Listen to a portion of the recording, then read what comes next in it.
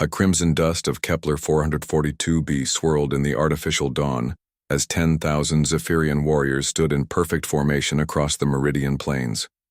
Their chitinous armor gleamed like obsidian mirrors, and their plasma rifles hummed with deadly energy. For 3 cycles they had waited for the human fleet to arrive. For 3 cycles they had prepared to demonstrate why the Zephyrian Empire had never lost a ground engagement in over 2 millennia. General Vextar adjusted his ceremonial war crown and surveyed the battlefield through his compound eyes. Intelligence reports indicated that the humans would deploy at least 50,000 soldiers to match their forces. It would be a glorious battle, one that would cement his legacy in the Empire's military chronicles. But as the morning mist cleared, only one figure emerged from the opposite ridge, a single human. She walked with steady, unhurried steps across the barren field. No armor adorned her slight frame, just a simple gray uniform bearing the insignia of the Terran Diplomatic Corps. Her auburn hair caught the alien sunlight as she approached the center of the battlefield, her hands empty of weapons. "Commander?" whispered Sub General Clixon, his mandibles clicking nervously. "Where are the rest of them?" Vextar's 4 arms tightened around his command staff. This had to be some human trick. Perhaps she carried a concealed fusion device, or was the vanguard of an invisible assault force. The humans were known for their tactical unpredictability. The woman stopped exactly halfway between the 2 forces. When she spoke, her voice carried clearly across the silent field through the universal translators. "I am Ambassador Sarah Chen of the Terran Federation. I come to speak with your commander." A ripple of uncertainty passed through the Zephyrian ranks. Warriors who had faced down Andromedian death machines and crystalline behemoths now shifted, uncomfortably. There was something unsettling about the human's calm demeanor, the way she stood alone before an army as if she were merely attending a garden party. Vextar activated his external speakers. "I am General Vextar, Supreme Commander of the 47th Stellar Legion. You will surrender immediately, or you will be destroyed." Ambassador Chen smiled, a peculiar human expression that somehow made several Zephyrian soldiers take an involuntary step backward. "General, before we begin any unpleasantness, I thought you might want to know about your soldiers' families." The words struck the battlefield like a physical blow. Vextar's secondary hearts skipped a beat. "What did you say?"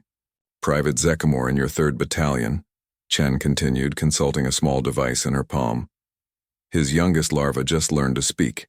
Her first word was, "Papa." Lance Corporal Yilzen's nestmate is expecting their 2nd clutch next season. Sergeant Nexula's older offspring just received acceptance to the Imperial Academy of Sciences. She looked up from her device, her brown eyes somehow finding individual soldiers in the vast formation. "Should I continue? I have files on all 10,000 of your warriors." A cold dread began to spread through the Zephyrian ranks. How could she possibly know such intimate details? Their personnel records were encrypted beyond any known method of infiltration. "You're lying," Vextar snarled, but his voice lacked conviction. Chen's expression grew sad. "General, 18 months ago, your empire began a campaign of expansion into Terran space. You've conquered 14 worlds, enslaved millions of beings, and shown no mercy to those who opposed you. But here's what you don't understand about humans. We don't just fight armies. We study them. We learn about them. We make them real, to ourselves." She gestured to her device. "Every one of your soldiers has been researched by our intelligence corps, not their tactical capabilities or equipment specifications, their hopes, their dreams, their families, their fears. Did you know that Private Jexnal writes poetry? That Corporal Wixoth sends half his pay to support his aging broodmother? That Captain Dexrin has nightmares about the children who died on Proxima Station?" The silence on the battlefield was deafening. Even the wind seemed to hold its breath. "We could have sent an army to meet you," Chen continued. "We could have deployed orbital bombardments or quantum destroyers. Instead, we sent one diplomat with a simple message. We see you. Not as enemies, not as targets, but as living beings with families and futures worth preserving." Private Zekmore's rifle began to shake in his 4-armed grip. The human somehow knew about his larva's first word. How is that possible? How could these aliens know more about his personal life than some of his own squad mates? You want to know our military secret? Chen asked, her voice carrying to every corner of the formation. We don't dehumanize our enemies, we hyperhumanize them. We make ourselves intimately aware of exactly what we're destroying when we fight. And that knowledge, it changes everything. General Vextar found himself lowering his command staff. Around him, his perfectly disciplined army was beginning to waver. Warriors who had faced death without flinching now stared at this small human woman with something approaching terror. The question before you now, Chen said softly, is simple. Are you willing to die? And more importantly, are you willing to ask these 10,000 souls to die for an empire that sees them as expendable numbers? Or would you prefer to live, to see your families again, to write those poems and support those aging relatives and celebrate those academic achievements? She spread her arms wide. I offer you a choice. Surrender, and the Terran Federation will guarantee safe passage home for every soldier on this field. Refuse, and you'll be fighting an enemy that knows the name of every larva you're leaving orphaned. The psychological warfare was more devastating than any kinetic weapon. Across the formation, hardened veterans began to lower their rifles. The human had transformed them from anonymous warriors into individuals with names, histories, and losses to mourn. Sub-General Klixan was the first to speak.